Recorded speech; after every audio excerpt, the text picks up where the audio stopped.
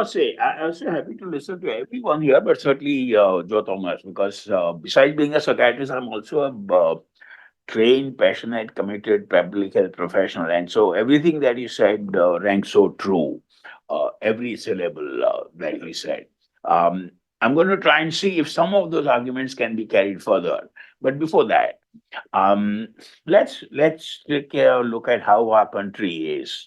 That's what I think this country is about. This too. That's the state of tobacco use.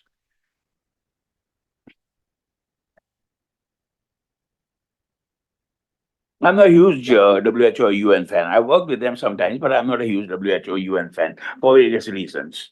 Uh, the fact is that we all care, and many other people should care. We all here care, but many other people in this society should take care and take action. And like the organizers have been doing so many times, for scientific, pragmatic solutions rather than philosophical, extremist solutions. Um, Let me briefly share with all of you that strategies for tobacco control from the time that I have known for the last 30 or 40 years from the field of psychiatry, alcohol drug abuse, human behavior, and public health has usually only focused on two aspects amongst all this. Uh, in, uh, Enacting and implementing the laws for regulation and for awareness, like Joe Thomas, many other colleagues refer to. What I had always wondered since the 80s, since my early days, is what happens to those who are already addicted? And there will always be some people who are addicted. And so my interest came up from the idea of tobacco cessation, helping those people who are already addicted.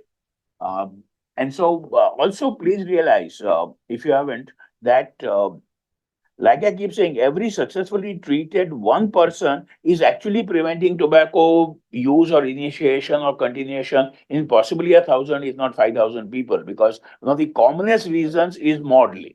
The initiation happens through modeling. I was doing that informally during the January 1990s. But we were the first government sector, possibly government or private sector, TCC at IBAS in 2001, tobacco cessation clinic. And then 1 year later, the Ministry of Health and the WHO Country Office came up with a 12 center network that we coordinated. Uh, Brief thing here. Now, that's important. And Joe Thomas talked about how we don't talk about success or failures, or at least non-success, as I like to call it. Look at this data. 12 centers we looked at that number of cases, and the rate for complete quitting or even significant reduction was there at least 70 to 80% reduction. And the data was at 3 months only 26%, at 6 months 21%, at 9 months only 18%. So, like it is true for most chemical use, any treatment program that aims at complete reduction, now we know, has only a total success rate of over 2 or 3 or 5 years, only about 10 to 20 or 25%. Relapses are most common.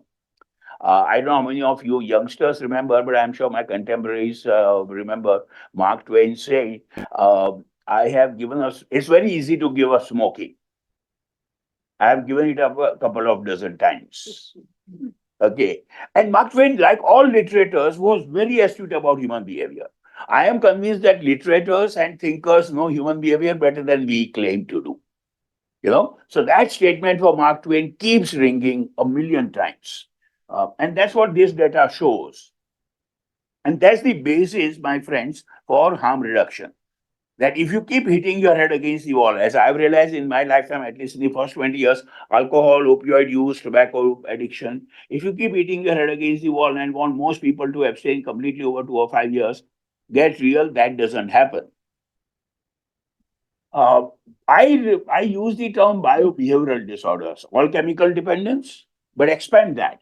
Behavioral addictions, net, mobile phone, HIV/AIDS that Joe Thomas referred to so well and so much in detail, or even COVID-19 corona. Essentially an infectious disease, unlike all others, but related to behavior and brain mechanisms.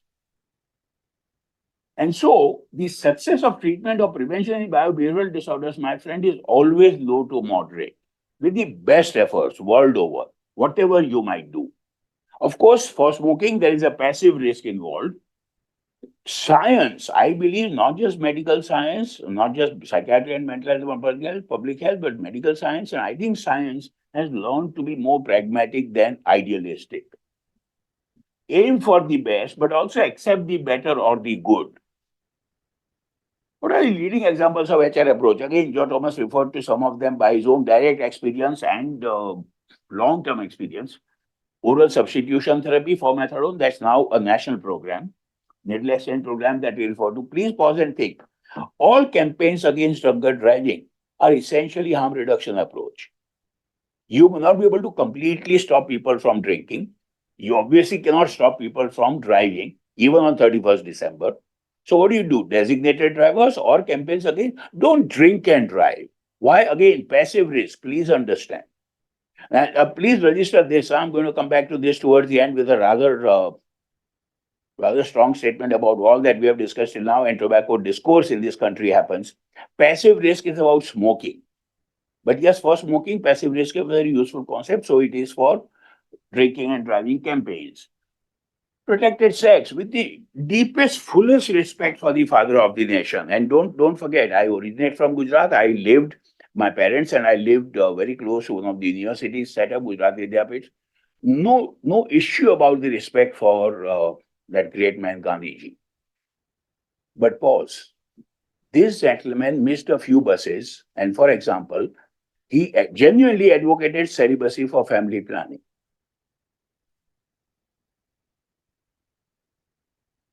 Come on, can't happen.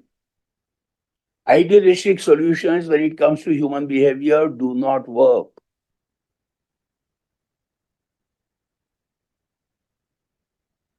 For tobacco use and treatment, now that's my point. Unfortunately, most often, including today, we only talk about smoking because we have still not got over the colonial mindset. The Americans and the Europeans talk about smoking, and so we talk about smoking. Guys, more than half or two-thirds of the tobacco health problem in this country is not smoking. It's oral and other forms of tobacco use. First major issue.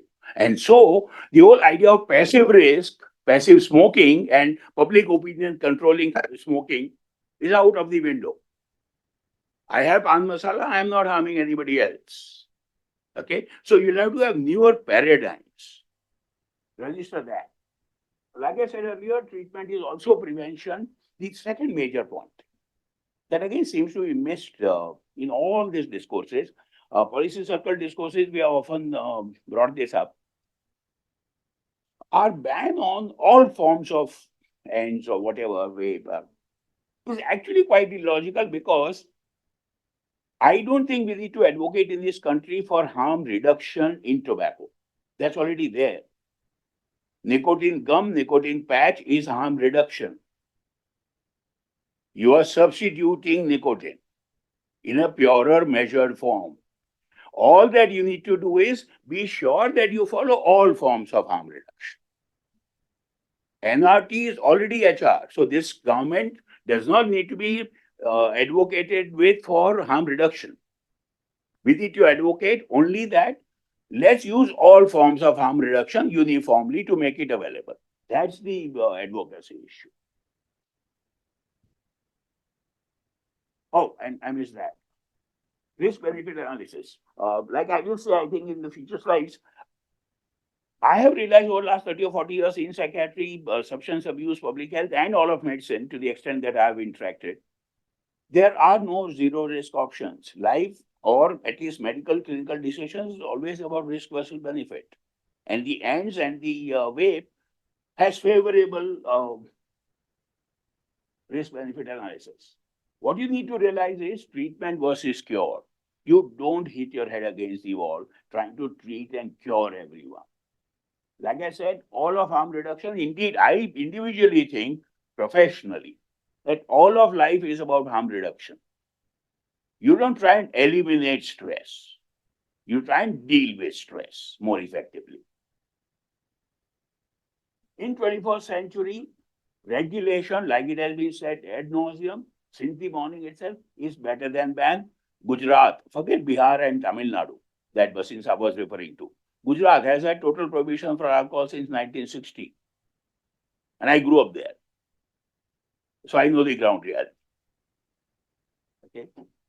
Let the excellent not be the enemy of the good. Really, if there's, like we were discussing informally with Meenakshi earlier, one thing the Nayars might want to pick up is just one simple term box. Like Nike says, do it, get real. That's the logo. Get real. Thank you.